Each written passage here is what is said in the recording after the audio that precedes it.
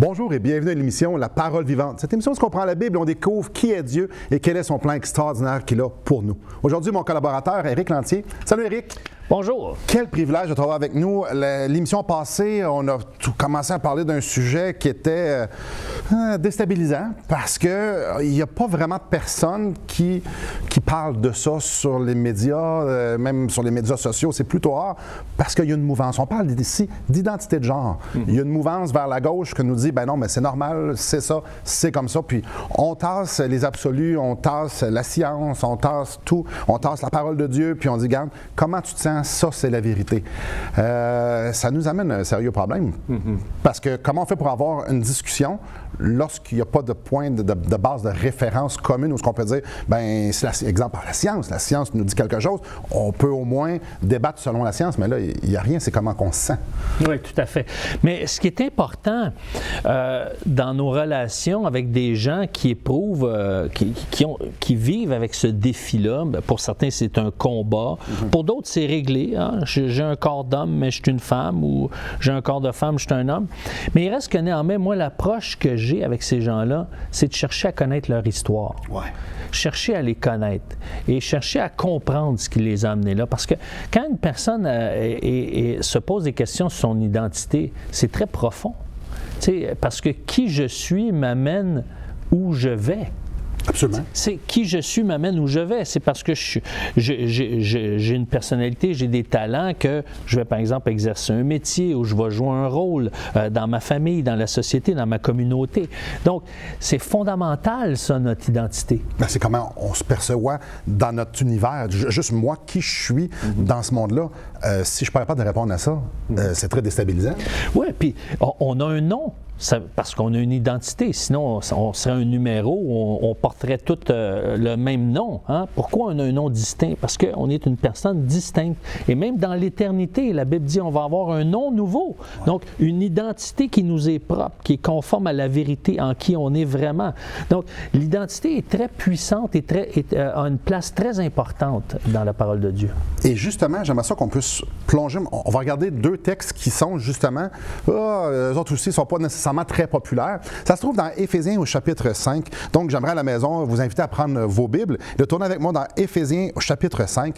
Et puis, à l'émission, on n'a pas peur de prendre la Bible, puis regarde, même s'il y a des mots là-dedans qui peuvent peut-être nous coincer un peu, bien, on va en parler. Au verset 22, ça nous dit « Femme, que chacune soit soumise à son mari, comme au Seigneur.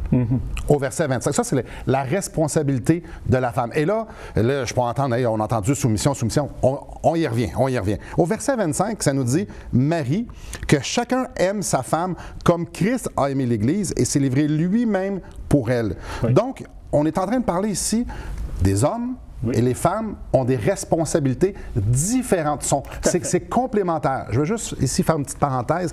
Le livre juste avant dans la Bible, c'est Galates. Et au Galates chapitre 3, au verset 28, ça nous dit qu'il n'y a plus ni juif ni grec, il n'y a plus ni esclave ni libre, il n'y a plus ni homme ni femme, car tous vous êtes un en Jésus-Christ. On n'est pas en train de parler que devant Dieu, les hommes seraient plus hauts que les femmes. On n'est pas en train de parler de ça. Pour Dieu, l'homme et la femme sont ses créatures faites à son image. Alors, on n'est pas en train de parler de ça, on est en train de parler qu'ils ont des rôles différents. Et si on comprend bien les rôles, ça va nous aider peut-être à prévenir ce genre de mal de vivre qui pourrait avoir, que quelqu'un pourrait avoir lorsqu'il y a ce grand questionnement-là. Femme, que chacun soit soumis à son mari. Mari, que chacun aime sa femme. C'est précis, c'est clair, et ça a un rôle directement sur comment nos enfants vont se percevoir. Peux-tu nous en parler?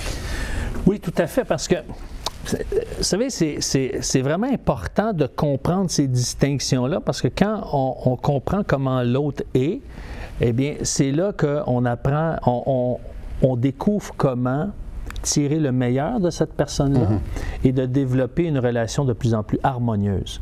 Parce que c'est ça qu'on veut. Hein? Ce qu'on recherche, c'est de développer l'harmonie en tant que couple. Quand il y a l'harmonie dans la famille, il y a de la joie, c'est agréable. Ça donne le goût même d'inviter des gens parce qu'il se passe quelque chose. Ouais. Et ça vient de ce qu'on apprend à s'aimer. Aimer, ça s'apprend. Absolument. On apprend à aimer un étranger, par exemple. Ça s'apprend. Maintenant, ce qui arrive, c'est que quand on regarde le rôle de l'époux et le rôle de l'épouse, tu l'as bien expliqué, c'est deux réalités différentes. Jésus il est l'époux, parce que le texte d'Éphésiens 5 compare Jésus à l'époux et l'Église l'épouse. Qu'est-ce qu'un autre texte du Nouveau Testament nous dit dans la lettre aux Hébreux, au chapitre 4? Jésus, il dit de s'approcher de lui avec assurance, d'accord? Jésus qui est l'époux, il dit à l'épouse, approche-toi avec assurance. Et qu'est-ce qu'il dit? Auprès d'un trône de grâce. En d'autres mots, je te traiterai pas comme tu mérites d'être traité, malgré tes fautes.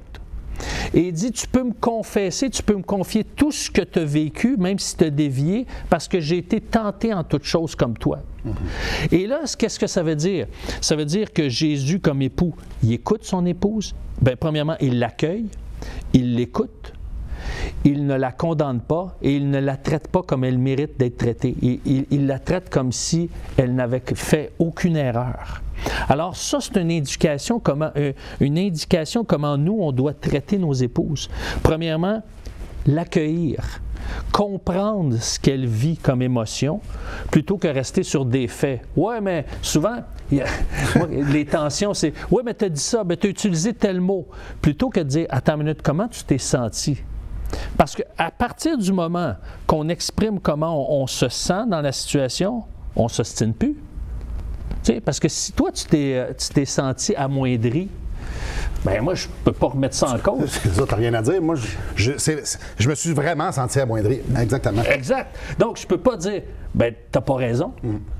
Tu as tort. Non. Ah, tu te sens comme ça. Oh, donc quand je te parle comme ça, tu te sens amoindri. Oh, là on n'est plus dans la négociation qui a raison. Là, je suis, oh, je te fais sentir comme ça quand je parle comme ça. On est dans la connexion. Justement, quand ça nous dit qu'il faut que j'aime ma femme comme Christ a aimé l'Église, comme Christ a aimé ceux pour qui il est mort, donc les chrétiens, ça m'amène complètement ailleurs. Je suis en compétition avec ma femme. Je ne dois pas la dominer. Au contraire, je dois la gagner, je dois l'élever, je dois en prendre soin comme si c'était ma précieuse et non pas l'assujettir comme si c'était ma servante. Et c'est ça que le péché fait. On veut l'assujettir. Dieu nous dit, wow, tu dois la traiter comme si c'était ta précieuse, même jusqu'à mourir. Tu l'accueilles, c'est ta précieuse. Ça, c'est ce que Dieu nous dit. Ça, c'est la responsabilité de l'homme. Les hommes, vous allez faire ça avec vos femmes parce que c'est ce que je fais avec vous. La barre, elle est là pour les hommes. Et c'est important que les enfants voient ça, parce que c'est exactement ça qu'ils vont reproduire. Les enfants ont besoin de voir dans les yeux du père l'amour pour leur mère. Et l'amour qui se sacrifie, l'amour qui donne, l'amour, comme Éric a dit, qui accueille. Et là, toute la famille fait « Ah, papa est en train de faire ce qu'il est supposé de faire. » Aimer maman, c'est là que ça commence. Et après ça, après la pause, on va voir, bien, la femme répond comment à ça, parce que c'est tout aussi important. Donc, restez avec nous, on en discute.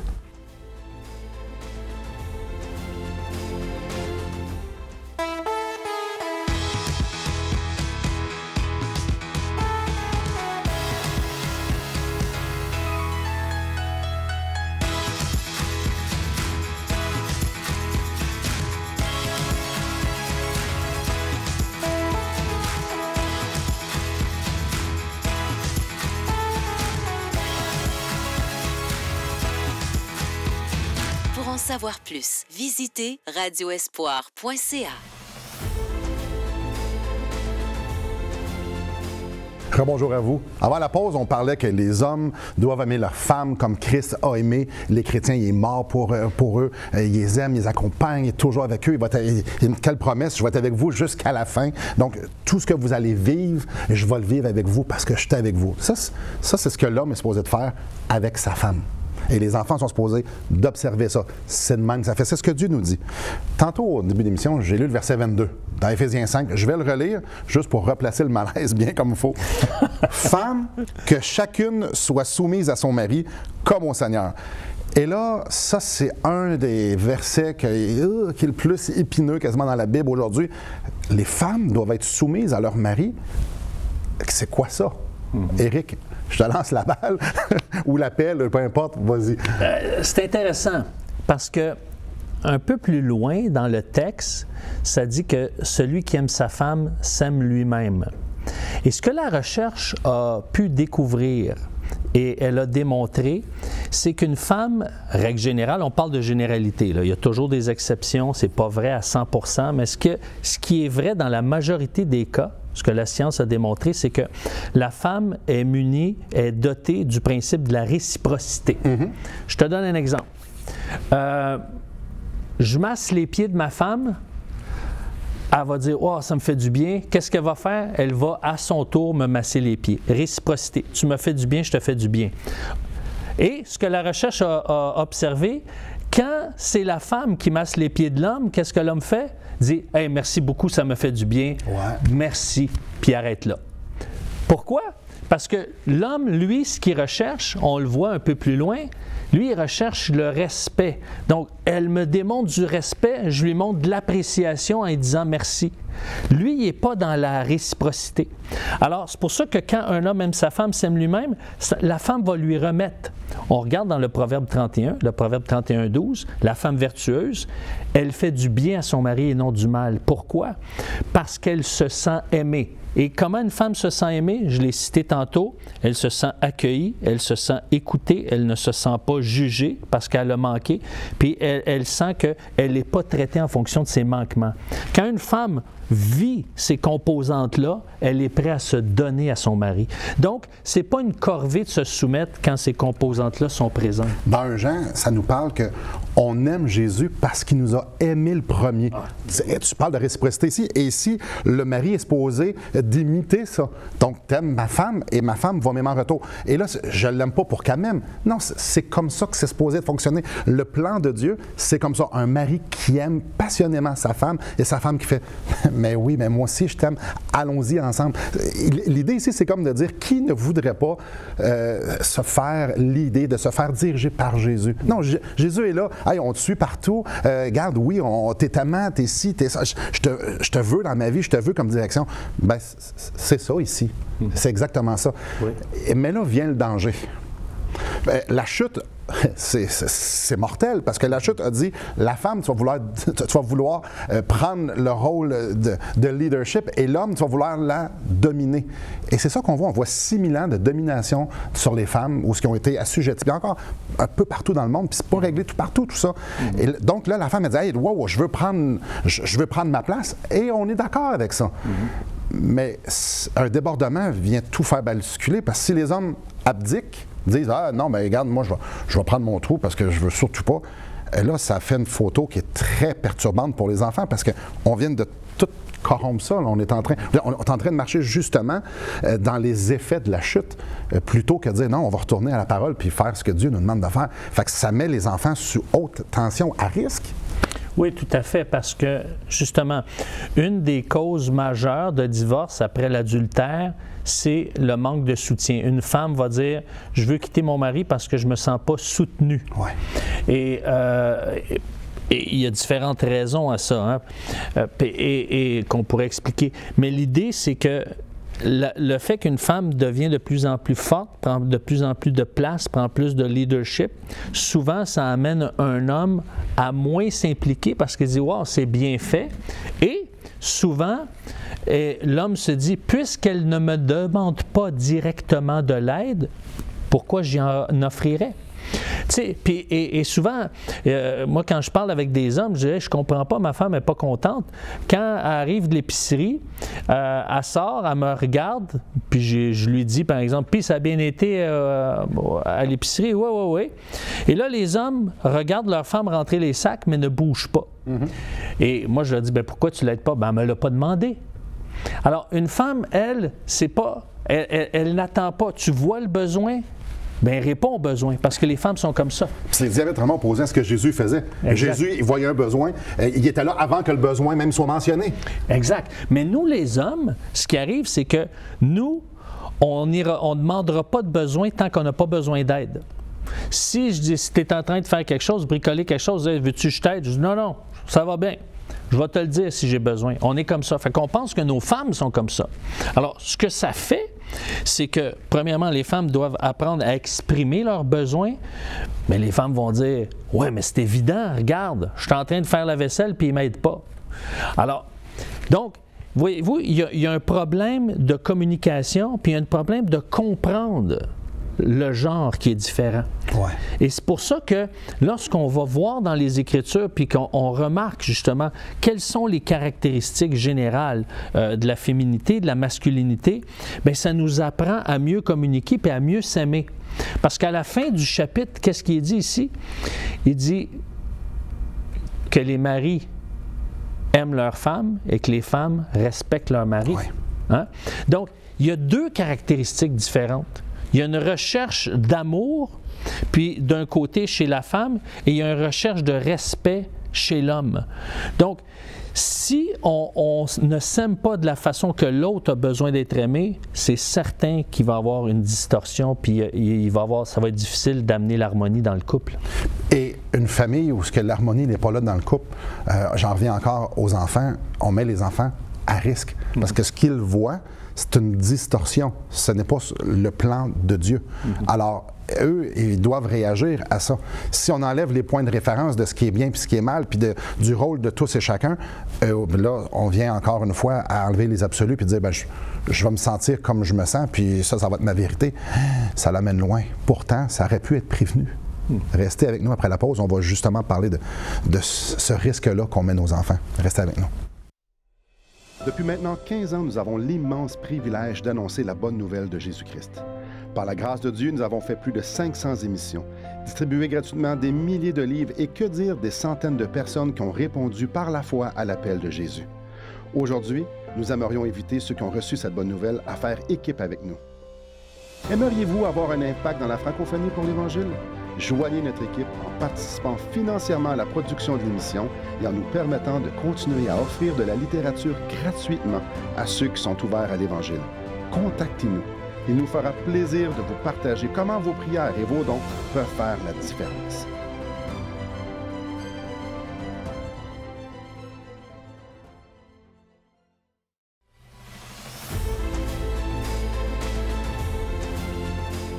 Bonjour à vous. Éric, on jase. Mettons que l'homme ne prend pas sa responsabilité et il devient passif. Il met sa femme dans une position épouvantable. Donc, elle, pour que ça avance, elle va faire du mieux qu'elle peut. Puis souvent, ils font une super bonne job. Donc, va prendre le leadership, que c'était supposé d'être monsieur qui prenne. Et là, on vient de tout distorsionner ce qu'on a lu avant, plus précisément dans la parole de Dieu, de dire « Hey, c'est pas ça que Dieu veut. » Et là, les enfants, eux autres, regardent ça. Ah, maman, c'est la leader dans la maison, c'est elle qui dirige dessus. Puis papa, lui, il est passif. Lui, il pense qu'il travaille. Puis c'est ça sa job, c'est de pourvoir. Et comme je disais tantôt, ça met les enfants à risque parce que les points de référence que Dieu met, on les enlève. Fait que c'est plus pareil, là. Tout à fait, parce que ce qui arrive, c'est que quand une femme ne se sent pas soutenue, eh bien, elle va avoir besoin de parler davantage et d'exprimer ce qu'elle ressent. Parce que c'est sa façon, à elle, de se décharger. Oui. Et on voit le texte, 1 Pierre 5,7. N'oubliez pas, Dieu, Jésus, c'est l'époux. L'Église, c'est l'épouse. Qu'est-ce que l'époux dit à son épouse? Décharge-toi sur moi de tous tes soucis, puis je vais prendre soin de toi. Et comment on se décharge sur Jésus de nos soucis? En prière, en parlant, en exprimant nos besoins. Faites-moi part de tous vos besoins par des prières, des supplications avec des actions de grâce. Donc, plus une femme va vivre la pression, plus elle va avoir besoin d'exprimer. Alors, et souvent, les hommes vont dire « Ah, elle chiale encore, hein? Ouais. Elle se plaint encore. » Ouais. Mais ça, c'est une façon, elle dit « Je vis du stress. » J'ai besoin que tu comprennes ce que je vis. À l'aide, ils sont m'aider. SOS, là, viens m'aider. Là. Donc, si on revient à ce qu'on disait préalablement, si je suis là pour l'accueillir dans ses revendications, l'écouter, de ne pas revenir sur les faits pour essayer de la corriger, mais juste lui démontrer que je suis là pour toi, qu'est-ce que ça fait? Elle se sent écoutée, elle se sent accueillie, ça baisse la tension et ça fait qu'il y a un climat dans la maison qui est beaucoup plus propice à l'harmonie. Les enfants vivent dans un climat où est-ce que quand maman a un espace pour parler à papa, seul par exemple, dans la chambre ou autour d'un repas au restaurant. Mais quand maman arrive à la maison, elle est plus calme, elle est plus dévouée, elle a plus d'énergie et ça crée un climat que les enfants trouvent ça agréable de vivre dans la maison. Et combien rassurant quand c'est agréable, quand c'est paisible. Pour un enfant, il n'y a rien de plus... C'est la meilleure façon pour construire un enfant, c'est ce climat-là, où est-ce que le papa prend soin de la maman. Ça commence là. Aujourd'hui, toute l'attention, bien souvent, est sur les enfants. Les couples se traitent comme des vidanges, et puis l'attention est sur les enfants. Et là, on perd tout, et on perd l'harmonie, on perd les points de référence, on perd tout ce qui est nécessaire pour un enfant, pour qu'il puisse croître justement épanoui, qu'on soit une jeune fille ou qu'on soit un jeune homme. On a besoin de voir comment ça se vit être un jeune homme, comment ça se vit être une jeune femme au travers nos parents. Alors, si toute l'attention est sur moi, bien, je deviens un enfant roi et c'est moi qui revendique et c'est moi qui essaie de renaître de la famille. Eh oui, tout à fait. Et c'est une grande responsabilité parce que l'enfant, il se dit « Wow, moi, je contribue au bonheur de mes parents. » C'est un poids qu'on met sur leurs épaules. C'est énorme. Oui, oui. Alors que s'ils disaient « Wow, je fais partie d'une famille heureuse », avec ses défauts, ça n'existe pas des familles parfaites. Non, pas du tout. Moi, là, je peux vous dire une chose, si ma vie de papa puis de mari était à recommencer, je veux dire, il y a bien des choses que je referais. J'en ai pété des coches, puis aujourd'hui, je le regrette. Pourquoi? Parce que je me dis, si j'avais eu la connaissance que j'ai aujourd'hui, bien, je ne ferais pas les mêmes erreurs. Ouais.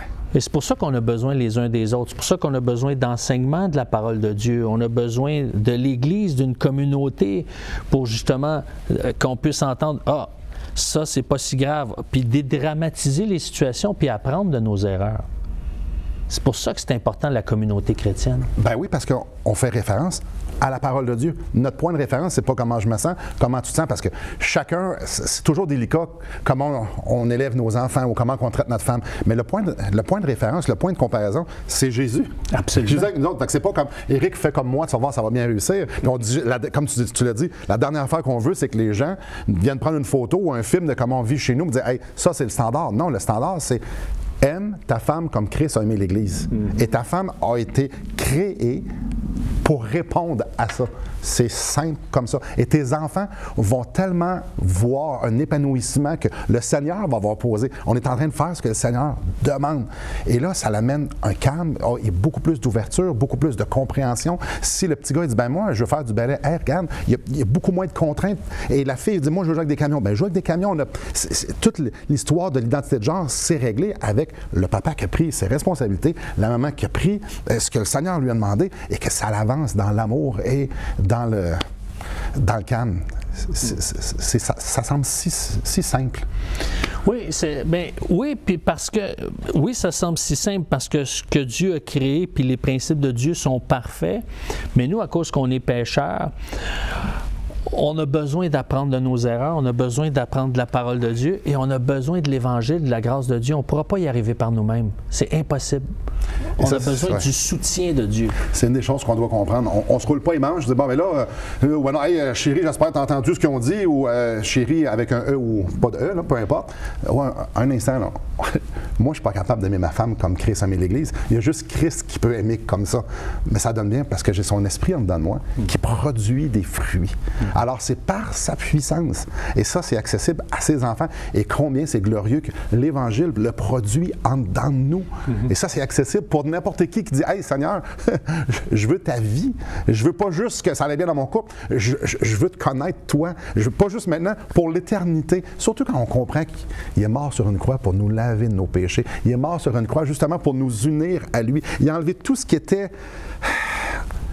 qui faisait des obstacles pour qu'on puisse marcher librement, comme tantôt Éric a mentionné dans Hébreu, pour qu'on puisse s'avancer au trône de la grâce et avoir le soutien qu'on a besoin dans notre vie ici-bas. Bon, j'arrête de prêcher, là. Je vous laisse aller à la pause, mais avant, j'aimerais vous offrir le film de Jésus. Parfois, le voir, ça peut avoir un autre effet. On lit, c'est selon l'Évangile de Jean. Donc, c'est facile. c'est visuellement ce qui est écrit dans Jean. On aimerait ça vous le mettre entre les mains pour que vous puissiez l'écouter et voir comment Jésus fonctionnait avec les autres. Vous allez voir, c'est percutant et ça chamboule une vie. Alors, tout ce que vous avez besoin de faire, c'est nous écrire, nous appeler, dire « J'aimerais avoir le film que Simon nous offre » et on vous l'envoie tout à fait gratuitement. Restez avec nous. Après la pause, on termine l'émission justement en fixant nos regards sur ce Jésus qui nous aime tellement.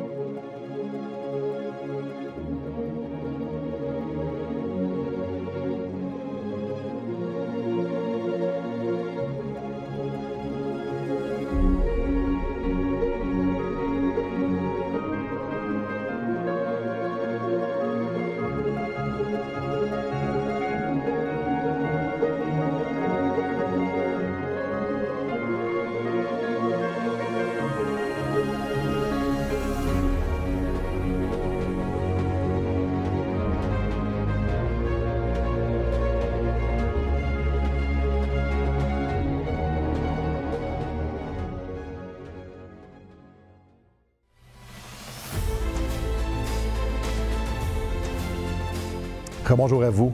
Éric, j'aimerais ça qu'on puisse redévelopper d'une façon brève. Ça ne vient pas de nous autres, cette capacité-là d'aimer, cette capacité-là d'avancer ensemble, unis. C'est pas humain. Non, c'est ça, parce qu'on parle de grands principes, de grands idéaux, mais évidemment, ça peut être lourd pour des gens de dire « Hey, j'en ai tellement à faire pour arriver là, puis je suis tellement pas capable, tout ça. » Ce qu'il faut comprendre, c'est justement, c'est dans notre incapacité que là, on se tourne vers Dieu pour dire « J'ai besoin que tu me remplisses ». Et il y a un passage qui me venait à l'esprit, c'est dans la lettre aux Éphésiens, au chapitre 3, quand il dit « Par la puissance qui agit en nous », on parle de la puissance de l'Évangile, la puissance du Saint-Esprit, la puissance qui agit en nous peut faire au-delà de ce qu'on peut imaginer ou penser. Alors, et Dieu peut faire, il peut nous émerveiller en disant simplement, « Hey Seigneur, j'aimerais ça aimer ma femme comme elle aime être aimée, mais c'est trop dur pour moi. » Ou une femme dit, « J'aimerais ça pouvoir prendre soin de mon mari comme lui aurait besoin, mais j'y arrive pas. » Et c'est là qu'on a besoin d'aller au pied de la croix en disant, « Seigneur, j'ai tellement besoin de toi. » Et c'est là qu'on découvre que le Seigneur prend soin de nous dans notre réalité de vie. C'est ça une relation personnelle, une relation intime avec Dieu. Ouais. Et peut-être que vous vous dites, « Hey, j'ai pas été le mari, puis j'ai pas été la femme que je devais être, j'ai pas été les modèles pour mes enfants, qu'est-ce que je fais? » Ça donne bien, Jésus est venu sauver ce qui était perdu, des pécheurs. Justement, parlons de cet amour-là que Jésus a eu. Dans Romains 5,8, ça nous dit, « Mais Dieu prouve son amour en ce que lorsque nous étions encore des pécheurs, Christ est mort pour nous. » Alors, vous vous sentez sale, vous ne sentez pas à la hauteur, allez à Christ, dites, Seigneur, sauve-moi. Sauve-moi, je sais que tu es mort pour mes péchés, puis je veux être lavé. Et comme Éric vient de dire, tu dis, bien aussi, viens changer mon cœur parce que j'ai besoin de te voir, de te sentir dans ma vie pour pouvoir aimer les autres. N'est-ce pas extraordinaire? Tu reçois l'amour, tu reçois le pardon, et c'est exactement ce que tu donnes en retour, par sa puissance. Et ce que l'Évangile, c'est un message puissant. Ça sauve, ça nous libère, et en plus, ça nous permet de pouvoir aimer les autres. Merci beaucoup, Éric. Ça fait un plaisir. Merci beaucoup à vous. Que le Seigneur vous bénisse.